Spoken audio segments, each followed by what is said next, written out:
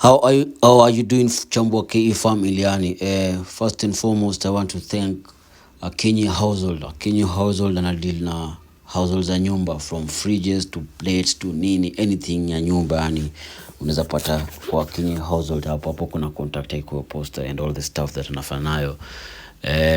Alifanya kitu maana sana. Alitembea kwa ghetto na mimi one of these fine days, kuja kuona the family that I work with, and ali felt the pinch and alipatiana some support to this family. So Kenya household, God akubless sana, God akubless kwa Kenya ulifanya.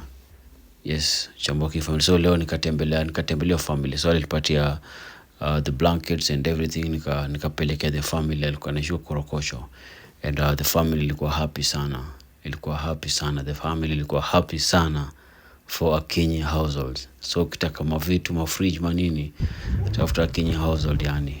Blessings. Ilikuwa siku poa sana.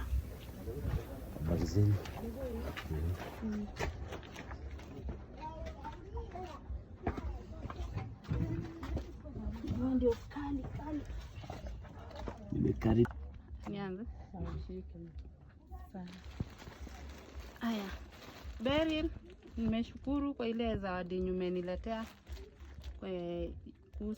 kuhusu mtoto wa shule. Nimepata. Nimeshukuru, ubarikiwe. Amazing.